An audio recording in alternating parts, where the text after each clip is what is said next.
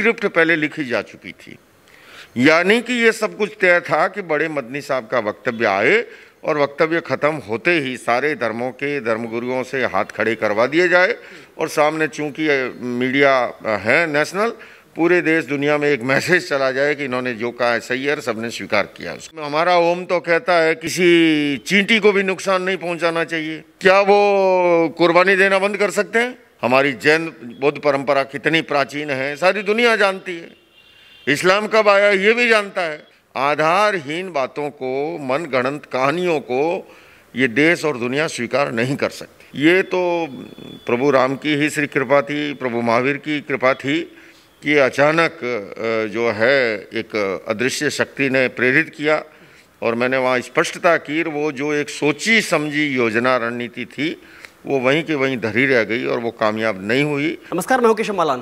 दिल्ली के रामलीला मैदान में हुई सभा और उसमें मदनी बंधुओं का ये कहना कि अल्लाह और ओम एक थे और उस पर विवादित बयान के बाद में जिस तरीके से ललकार के साथ में लवकेश मुनि महाराज के द्वारा जो जवाब दिया गया और उस संसद का बहिष्कार करते हुए वहां से उस मंच को छोड़ा गया, उसके बाद में पूरे देश नहीं बल्कि विश्व भर में चर्चा का विषय बना और बहुत से लोगों ने अलग अलग तरीके से उसकी प्रशंसा करते हुए बात को आगे रखा। लेकिन आज इसी खास मुद्दे पर बातचीत करने के लिए हमारे साथ मौजूद स्वयं आचार्य मुनि जी हैं। सर, बहुत बहुत स्वागत है आपका खबर इंडिया पर। सर, उस दिन क्या लगा आपको जब आप मंच पर बैठे हुए थे, आपको बुलाया गया था? क्या लगा कि वाकई में एक ऐसा बयान दिया गया है मदनी के द्वारा कि जो कहीं ना कहीं देश की भावनाओं को आहत करता है? देखिए, वहाँ पर हमारी पूरी सर्वधर्म के अनेक संत वहाँ पर मौजूद थे और हम लोगों को सद्भावना सम्मेलन के लिए आमंत्रित किया गया था। और जो ये घटनाक्रम बना तो उससे पूर्व भी सबके वक्तव्य हुए सनातन परंपरा से, जैन परंपरा से, सिख परंपरा से, और सभी सद्भावनापूर्ण माहौल में वक्तव्य हुए हैं। किंतु उसके बाद में जो वक्तव्य आया, उस वक्तव्य में मर्यादा पुरुषोत्तम श्री राम को नकारा जा रहा था, शिव को नकारा जा रहा था और इस तरह से कि सब कुछ जैसे कि इस्लाम से शुरू हुआ हो। तो इस बात से कोई सहमत था नहीं, इसलिए मंच से स्पष्टता भी की और सभी सर्वधर्म के संतों ने मिलकर के सर्वसम्मति से जो है वहाँ से प्रस्थान किया। तो ये कोई व्यक्तिगत किसी के प्रति नहीं, ये एक सैद्धांतिक मतभेद है, एक वैचारिक मतभेद था और ऐसा स्पष्टता नहीं की जाती तो लाखों लोग जो सामने थे और नेशनल मीडिया के द्वारा जो लाइव कार्यक्रम जा रहा था, पूरे देश में न केवल गलत संदेश जाता बल्कि एक आपसी कटुता बढ़ती, समाज में समरसता खंडित होती, भाईचारे को चोट पहुंचती।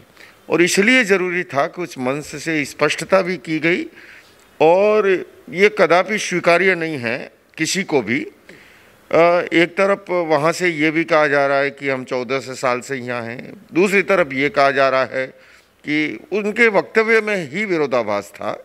तो उसे ये सनातन परंपरा पे हमारी संपूर्ण जो है आस्था पर जो है ये कुठाराघात था और हमारी प्राचीन जैन परंपरा, बौद्ध परंपरा, उनको नकारना, सिख परंपरा की शहादत को नज़रअंदाज करना, ये किसी को गवारा नहीं था और इसलिए जो है हमने वहाँ से विदा ली, अपनी वक्तव्य के साथ ये देश को संबोधित किया और ये स्पष्ट किया कि हम इससे सहमत नहीं हैं। लेकिन आपने जो कहा, जो शास्त्रार्थ की जो चुनौती थी, तो आप कैसे एक उसमें समझाना चाहेंगे कि भाई अल्लाह और ओम एक नहीं है? नहीं, मैं कहता हूँ अगर एक है तो हमारा ओम तो कहता है कि किसी चींटी को भी नुकसान नहीं पहुंचाना चाहिए। क्या वो इस बात को मानने को तैयार है? बताइए। ये देखिए, कुछ बातें सुनने में सुहावनी लगती है लेकिन जो सच्चाई है, हमारी सनातन परंपरा, हमारी जैन परंपरा, आप देख रहे हैं मैं ये पट्टी धारण किए हूँ, इसके पीछे एक अहिंसा का संदेश है कि मेरे मुंह की गर्म वाष्प से वायुमंडल में रहने वाले छोटे से छोटे जीव जंतु को भी नुकसान न पहुँचे। क्या वो कुर्बानी देना बंद कर सकते हैं?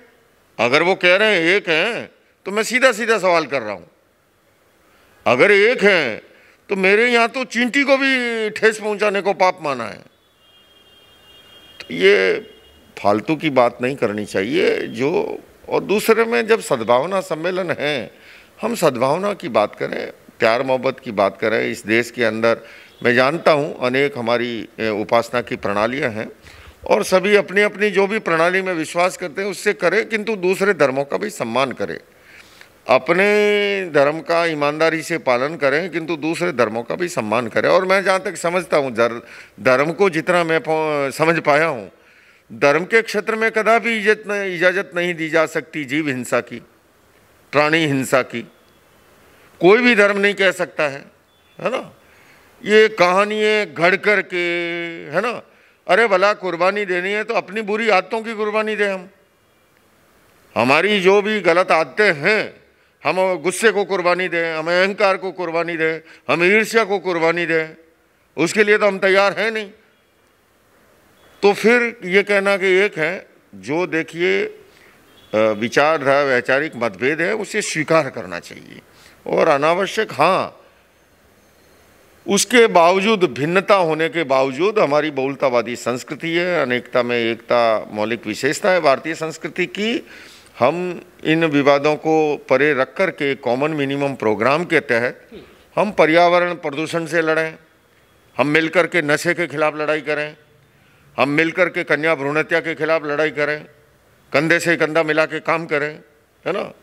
हम चलें उन एरिया में, लोगों को समझाएं शाकाहार के क्या फ़ायदे हैं, वीगन का क्या फ़ायदा है, उस पर मिल के काम कर सकते हैं। लेकिन अपनी श्रेष्ठता सिद्ध करने के लिए, अपनी प्राचीनता सिद्ध करने के लिए तोड़ मरोड़ के इस तरह की बातें करना ये जायज़ नहीं है, ये उचित। इसी मन से एक बात और कही गई कि इस्लाम बाहर से नहीं आ गया जैसा कि लोग कहते हैं, बल्कि हिंदुस्तान का ही सबसे पुराना इस्लाम है। देखिए, बात किसी के कहने से या नहीं कहने से नहीं, समझे ना, किसी के कहने और नहीं कहने से नहीं, जो सच्चाई है वो सच्चाई रहेगी। कोई इस तरह से उस सच्चाई को नकार नहीं सकता। हमारी सनातन परंपरा कितनी प्राचीन है, हमारी जैन बौद्ध परंपरा कितनी प्राचीन है, सारी दुनिया जानती है। इस्लाम कब आया ये भी जानता है। अब किसी के कहने या नहीं कहने से मैं आजकल को कुछ अलग ढंग का जो बयान दूं जो तथ्यात्मक नहीं हो, बात वही मानी जाएगी देश और दुनिया में जो तथ्यात्मक है ना, जो जिसके पीछे लॉजिक है, जिसके पीछे आधार हैं।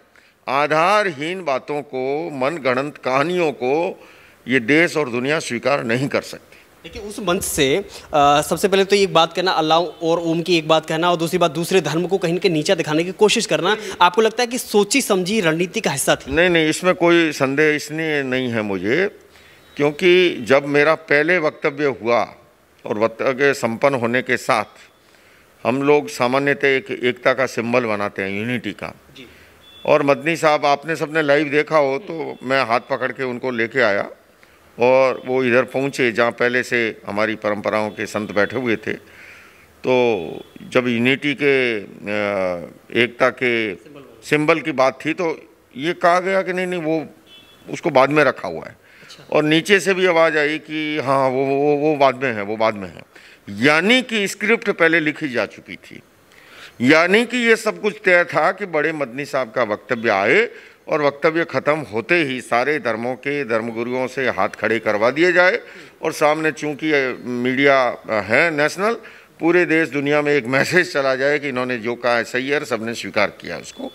ये तो प्रभु राम की ही श्री कृपा थी, प्रभु महावीर की कृपा थी कि अचानक जो है एक अदृश्य शक्ति ने प्रेरित किया और मैंने वहाँ स्पष्टता की। वो जो एक सोची समझी योजना रणनीति थी वो वहीं के वहीं धरी रह गई और वो कामयाब नहीं हुई।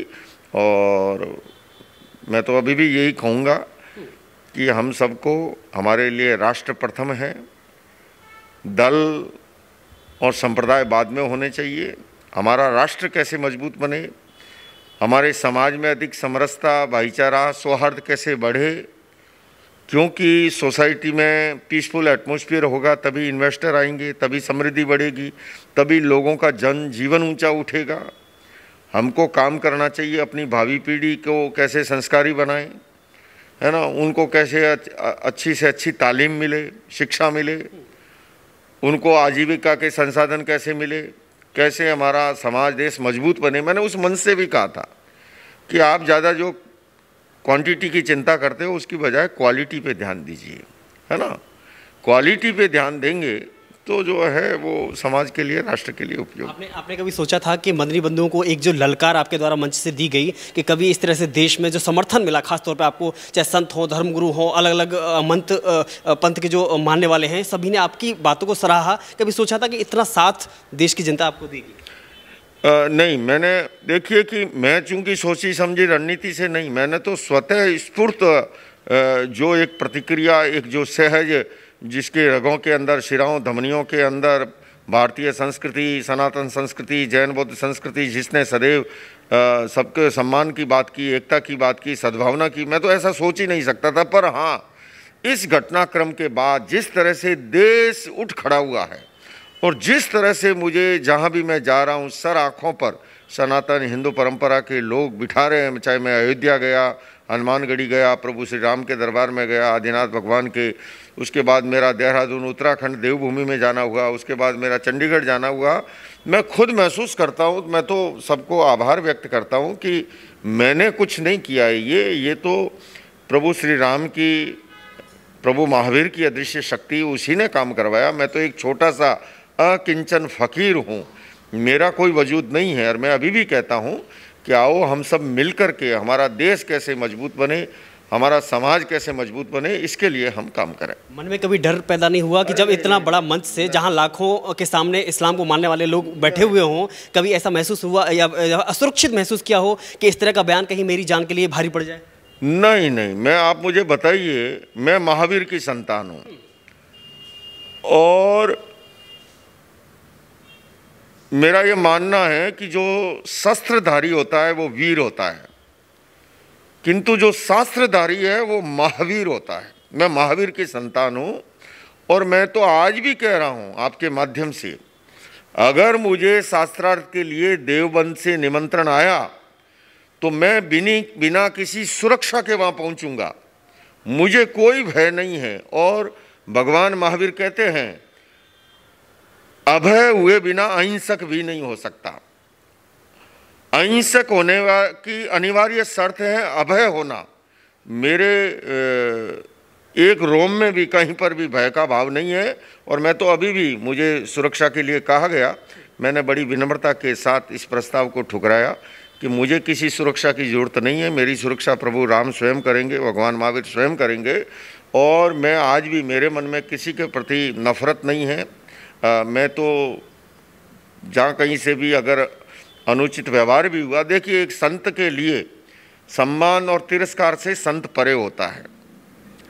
संत को न तो सम्मान की भावना रहनी चाहिए, न तिरस्कार से उसको कोई फर्क पड़ता है। पर हाँ, कहीं से भी ऐसा व्यवहार भी हुआ तो मैं उन सबको बुला चुका हूँ, माफ़ कर चुका हूँ। और मैं तो बल्कि कहता हूँ, आओ हम मिल के पर्यावरण प्रदूषण के खिलाफ लड़ें, नशे के खिलाफ लड़ें हम, कन्या भ्रूण हत्या की आज हमारी नई पीढ़ी ड्रग्स की ओर जा रही है, नशीले पदार्थों की ओर जा रही है, उनको बचाने के लिए काम करें, है ना।